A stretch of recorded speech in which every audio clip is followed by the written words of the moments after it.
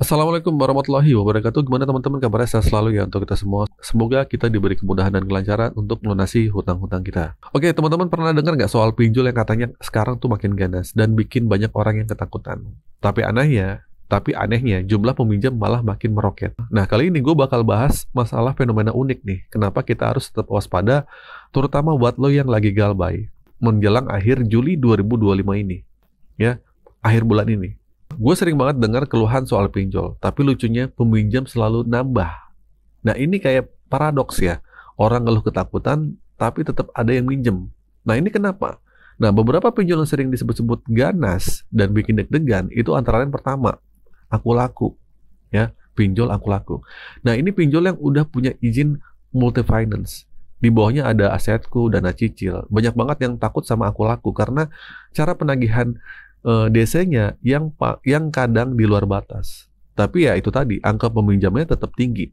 Terus yang kedua, pinjol kredivo. Kredivo juga sering disebut punya DC yang beragam nih. Ada yang sopan, ada yang ganas. Ya, meski begitu, angka peminjamnya juga terus meningkat. Terus yang ketiga, ada pinjol kredit pintar. Nih, yang satu ini juga terkenal, katanya sih buas banget ya. Tapi anehnya, DC-nya jarang banget nyebutin nama aplikasi pas lagi nakut-nakutin. Banyak yang ngeluh cuman minjam di kredit pintar tapi ngancamnya dari mana-mana. Tapi tetap aja peminjamnya makin banyak. Terus yang selanjutnya ada pinjol Easy Cash. Siapa sih yang nggak kenal Easy Cash? Ini aplikasi populer banget nih. Bahkan data 2023 nunjukin yang mendownload sampai 202 juta kali. Nah, emang sih limitnya gede-gede. Ya, tapi cara penagihannya juga ganas. Baik yang takut tapi tetap aja pada minjem di sini gitu. Nah, selanjutnya ada Samir, ada Pundi, pinjam duit, 360 kredit, dan lain-lainnya. Pinjol-pinjol ini juga sering disebut bikin khawatir karena keganasannya. Intinya banyak banget pinjol yang bikin resah, tapi entah kenapa orang tetap pada minjem. Oke, kenapa kita harus waspada, apalagi yang lagi galbay apalagi yang sedang galbay di yang tadi gue sebutin. Teman-teman, gue mau ngingetin, bukan nakut-nakutin ya, tapi lu harus selalu waspada dan hati-hati. Terutama buat yang lagi galbay menjelang akhir Juli 2025. Kenapa? Karena lu bakal dihadapkan sama berbagai versi penagihan yang kadang nggak masuk akal atau nggak sesuai fakta. DC itu digaji sesuai target. Kalau target nggak tercapai, mereka bisa dipecat atau disuruh resign. Makanya mereka bakal ngelakuin apa aja buat nagih. Tapi lu harus pahami posisi DC ini. DC itu cuman tukang tagih. Mereka ujung tombak perusahaan.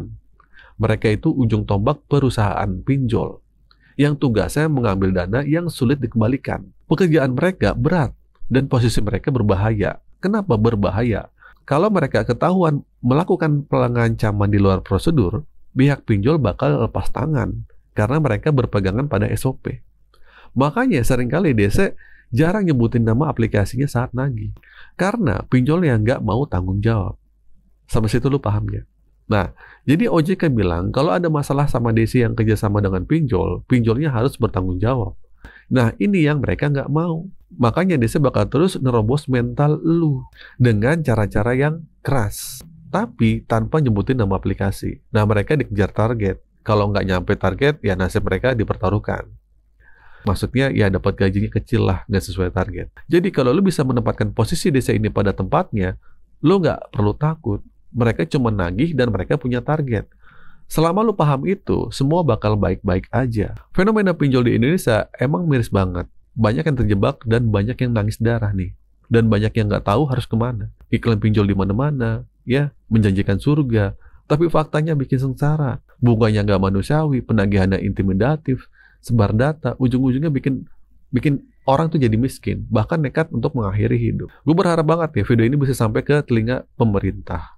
Pinjol itu bukan masalah sepele, ya. Pinjol ini adalah penyumbang kemiskinan terbesar di Indonesia.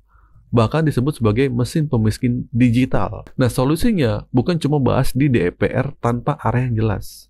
Ya, kemarin ramai kan DPR tuh sampai yang, ya kalian tontonlah videonya lah.